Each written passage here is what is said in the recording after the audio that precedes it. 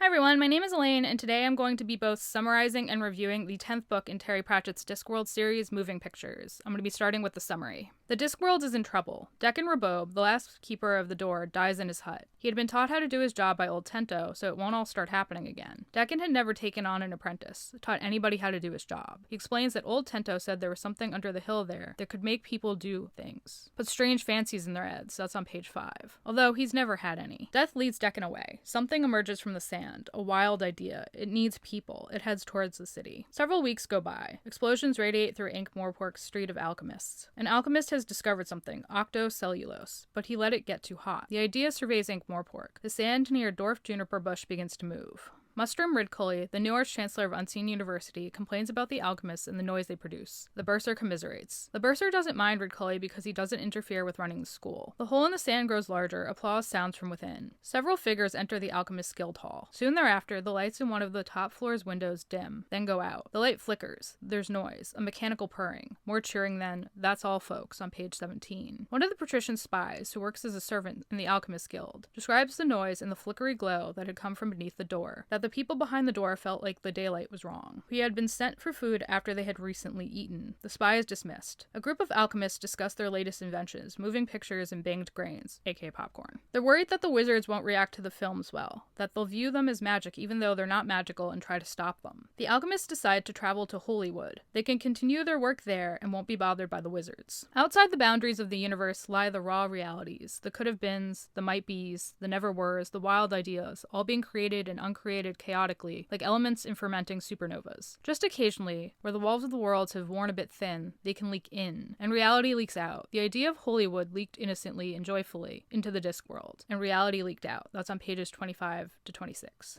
It was found by things which were beginning to gather. A month goes by. The Bursar explains the librarian's accident to the Arch-Chancellor. Ridcully wants the ape gone or turned back into a human. The Bursar explains why neither is going to happen. Ridcully complains about how many of the senior wizards aren't physically fit and spend a lot of time sleeping. He doesn't like how the school is being run. The Bursar is finally able to show the Arch-Chancellor the exam results he wanted to show him. Ponder Stibbins and Victor Tugelben study for their final exams together. They decide to go out drinking, but Victor will only allow himself one drink. He wants to make sure he fails his exam so that he won't inherit his uncle's small fortune and enter the dangerous world of full-fledged mages. Victor always scores an 84, so he can't pass, and the fortune won't dry up due to his uncle's stipulations. The Bursar shows the Arch-Chancellor Tugelben's test papers. They decide to give him a test with a single question to see if he'll pass or fail. Victor is lazy and has tried several jobs, but they've all been too much work, so he had allowed himself to be sent to the university even though he hadn't wanted to be a wizard. On his way back from the Mended Drum, he rescues Thomas Silverfish, alchemist and cinematographer, from a mugger. Silverfish invites him to be in moving pictures, but Tugelben declines.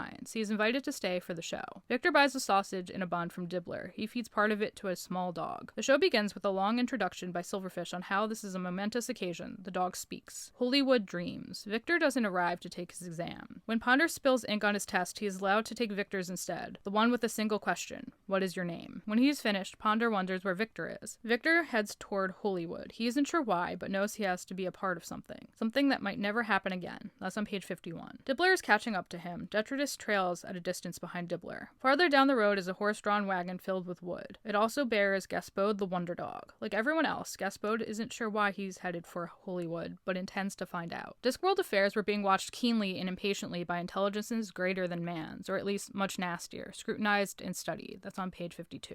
Victor arrives in the budding town, Holywood. He can't remember why he's come. He's hungry and thirsty. After speaking to an actress, he realizes that he wants to break into the moving pictures. He's told to wait or become a carpenter. He doesn't like either option and pulls out Silverfish's card. Victor pays Silverfish a visit. Silverfish agrees to give him a job acting. Victor learns a bit about how the moving pictures work, common demons and string. Dibbler arrives in Holywood. He hires Detritus. Detritus punches Silverfish's bouncer for Dibbler, allowing Dibbler to get his meeting with Silverfish. Detritus stands guard outside, but allows a dog through. After meeting with Silverfish, Dibbler takes on all the administrative aspects of Silverfish's business, giving Silverfish more time to be a creative artist. Dibbler speaks to Silverfish about advertising in order to increase revenue. Victor begins acting in his first film, The Interesting and Curious Adventures of Cohen the Barbarian. The things find a way in. Victor's co-star arrives on set. It's the actress he met when he first arrived in Holywood. While shooting, Victor hears whispers and kisses the actress. Dibbler wants to rename the picture Sword of Passion. Dibbler argues with Silverfish. Dibbler wants to make the film 3 reels as opposed to 1. The actress introduces herself as Theda Withel, although she goes by Ginger. Victor and Ginger decide to go to lunch together. After much discussion, Silverfish finally agrees to the creation of an epic. After meeting with 2 of the university's housekeepers, the Arts Chancellor has the universe's only working resograph, or device for detecting and measuring disturbances in the fabric of reality, moved to a study. That's on page 96. Hollywood continues growing. People keep coming to make moving pictures, but can't remember why. During lunch, Victor asks the gathered actors if any of them ever felt something was acting through them, on page 99. They have. Silverfish isn't happy when Ginger and Victor return to the set. They finish the movie. Afterwards, the actors are dismissed. Ginger is upset they won't be able to get work in Hollywood again. The resograph sounds. Victor finds someone's dwelling on the beach and someone dead inside. Victor buries the body near the hut and finds a book entitled The Book of the Film, The Chronicle of the Keepers of the Paramountain. He takes it to read over breakfast. Victor discovers that Ginger is the new waitress at Borgle's. She isn't happy to see him. He continues reading the book over breakfast before looking for a new job. Ginger and Victor's epic film performs well in Ankh-Morpork. Victor begins a new job as a horse holder. He doesn't do very well. Besom Planter, owner of the Odeum, a picture house in Ankh-Morpork, which shows Ginger and Victor's film, tells Dibbler that Victor and Ginger have to perform in another film. They're making people talk and sigh and swoon. Victor gets a drink with Rock, one of the trolls who starred in the movie with him. Victor comments on how there's something odd about Hollywood, how no one acts like they should, and how there was a great city here once. That's on page 122. Dibbler returns to Hollywood and begins looking for Victor. Dibbler looks for Victor and Ginger at Borgle's. He doesn't find them. Dibbler tells everyone at Borgle's to let Victor know he's going to make him a star if they see him. That's on page 126. Gaspod introduces himself to Victor. He acknowledges Victor's sense that someone else is thinking for him and describes Victor's hunted look. Gaspod also acknowledges that there's something wrong with Hollywood. It makes him dream strange dreams in color.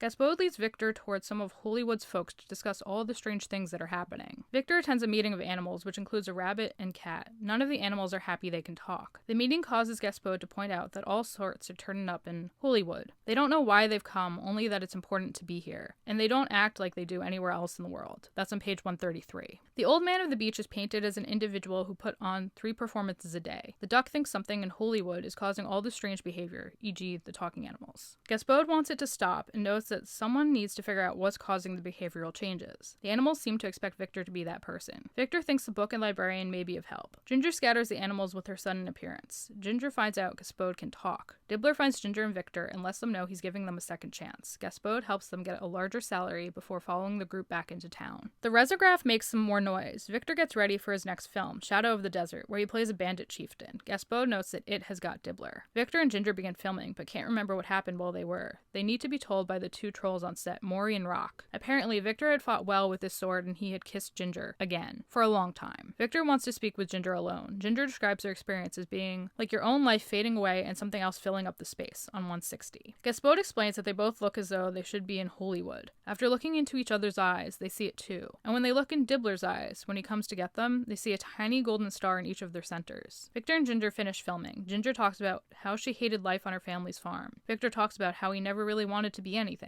Ginger begins describing Hollywood as a land of opportunity. Victor gets the sense that Hollywood is using them. Ginger is excited she can be someone now because of Hollywood. As the resograph sounds on a steady 5-minute cycle, the Arch Chancellor looks through Numbers Richter's old papers. Richter was the wizard who created the resograph. The bursar takes a paper entitled Some Notes on the Objective Measurement of Reality and slips it up his sleeve. Hollywood continues growing. Victor asks Dibbler for a day off so he can go to Ankh-Morpork and carry out his mission for the talking animals. Dibbler doesn't take it well. Gaspod is jealous of the new, purebred hunting dog the picture company brought in to make films. Victor has to comfort him. Gaspod informs Victor that Dibbler is making a fortune and advises him to ask for a percentage of the gross. Everyone realizes that whoever makes the first film with sound will rule Hollywood. Victor shows Gaspod the book. He sees a dead man everywhere. On further inspection, Victor notices the figure depicted next to a doorway frequently and wonders if the symbol is a doorway man or something else. Something about the shadow of the desert, misspelled desert, unsettles the librarian. He barges into Besom's film room and takes a roll of film from the projector before running off. The librarian unlocks the door, which leads to the Necrotelecomnicon. Laddie, the purebred hunting dog Dibbler bought to perform in films, leads Victor and Gaspod to Ginger. She's lying on the beach, unconscious. She had been trying to open a door, which Victor describes as temple-ish. Victor carries her back to Hollywood. Hollywood dreams of awakening. The librarian discovers that in that hill, a door out of the world was found, and people of the city watched what was seen therein, knowing not that dread waited between the universes. For others found the gate of Hollywood, and fell upon the world, and in one night all manner of mad madness befell, and chaos prevailed, and the city sank beneath the sea. Some pages 209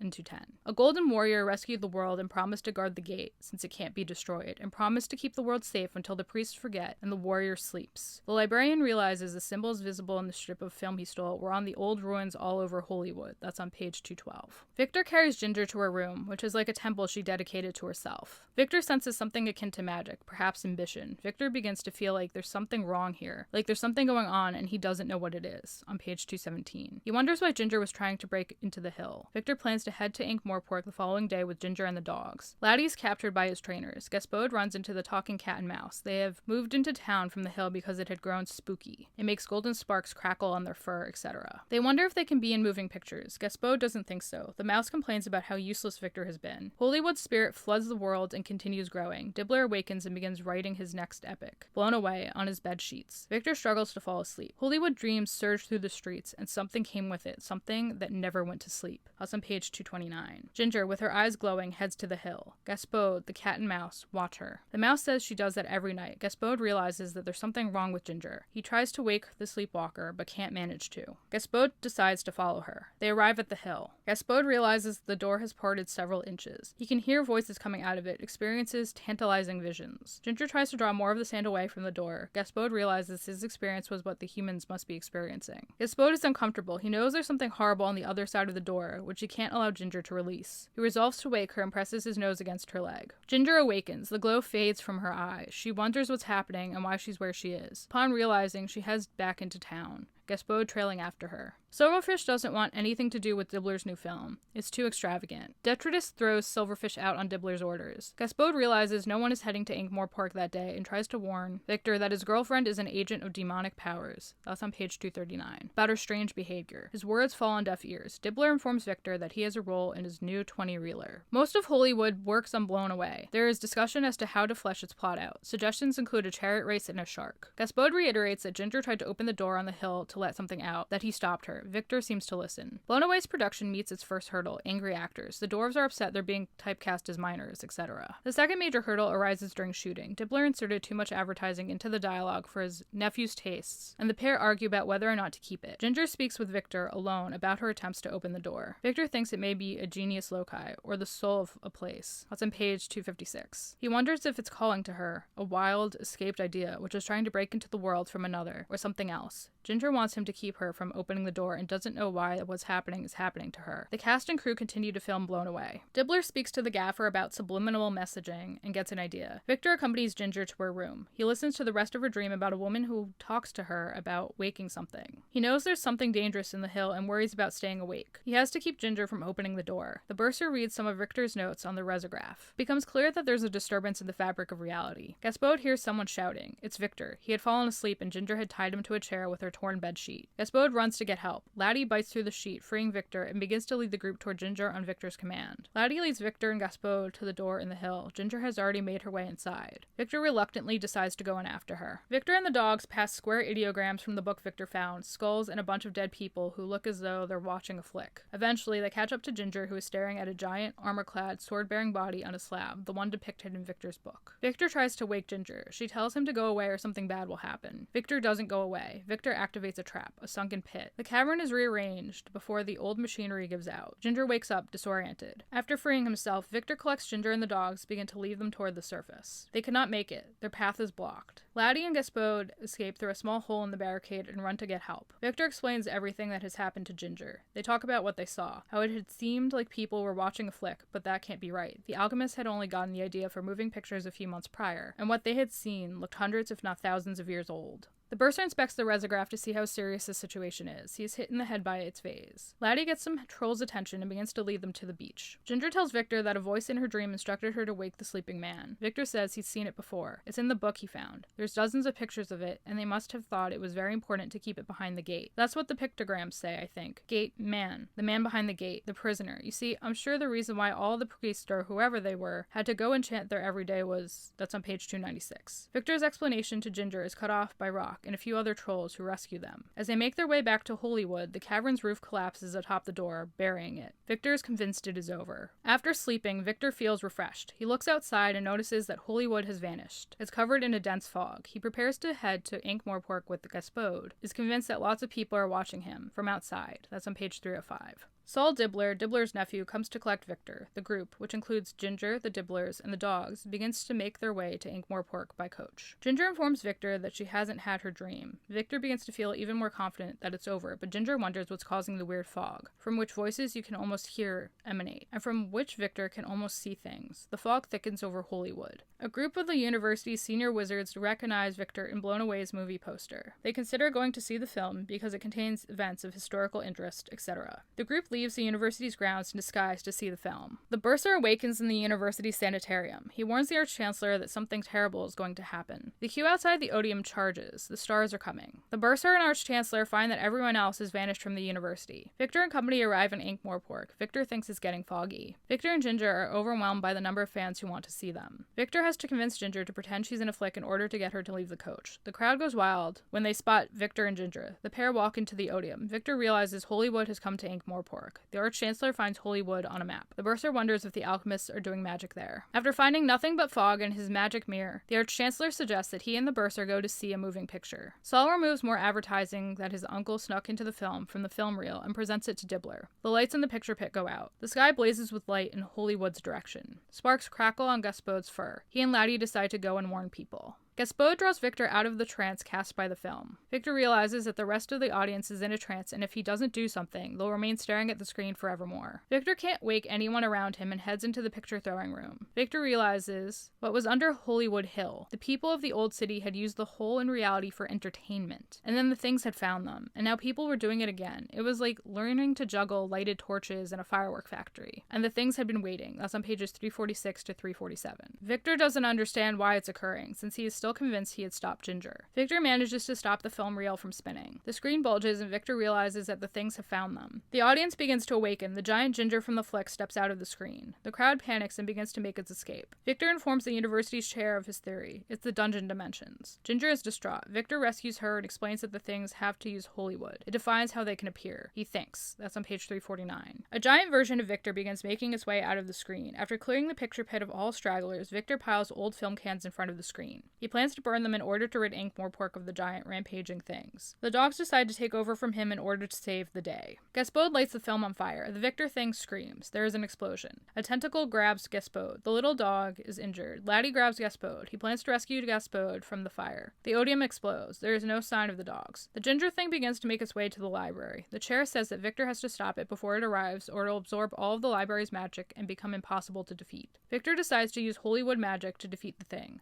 By believing, he creates a mountain sword and charges off after the thing. The retrograph explodes. The Ginger thing grabs the librarian and holds him up to its face. The bursar and Arch-Chancellor take to the skies in an old magic broom. The Arch-Chancellor intends to shoot the rampaging thing with a crossbow. The thing turns on Ginger and a group of wizards. They burst into flame. The flame is an illusion, which the group uses to trap the thing. It begins climbing the tower to escape. Victor climbs the Tower of Art in pursuit of the thing. The thing makes it to the top of the tower. Victor fights the thing with a pike. The Arch-Chancellor joins the fray. After he is disarmed, Victor injures the thing with a lightning bolt. The thing steps over the edge of the tower and lands on the ground, a corpse. The thing had also fallen on Ponder. It's the reason he will never go out again. The thing begins to dissolve. The librarian begins to read the book Victor gave him. Victor emerges from the base of the tower with the librarian. He explains that it's not over and that he and Ginger have got to return to Holywood to stop the things from coming. He also explains that he was mistaken. Ginger had been trying to stop them. The man in front of the gate is its guard. The librarian, Ginger, and Victor arrive in Holywood with the help of some Holywood magic. Victor thinks the old priests sang songs and did ceremonies to keep the guard awake. They remembered Holywood as best they could. That's on page 379. The librarian thinks Ginger is descended from the original high priestess, the people who were attracted to Holywood, the survivors of the first city's fall. They were called to it. Victor thinks Ginger's ancestry explains her repeated dream and why she tried to fix the Holywood problem. The group discovers that Holywood is silent and deserted. Ginger and Victor realize there is no sound. They make their way to the door with the librarian. They find Detritus holding up the tunnel. After putting some stones in his place to continue holding up the tunnel, the group hurries inside. They find all of Holywood in a trance, their eyes locked to a screen, the things threatening to come through. The group discovers a gong. Detritus rings it and breaks it, bringing sound rushing back in. The guard awakens. Victor tells the librarian and Detritus to get everyone out of the cavern. cavern. They obey, helping those who had recently awoken. Ginger and Victor stay behind to see what happens. The screen goes black. As a battle between the guard and a thing commences, the actors flee the cavern. When they reach the surface, they notice that Holywood is falling apart, its people fleeing. Holywood falls into ruin. The animals lose their ability to speak.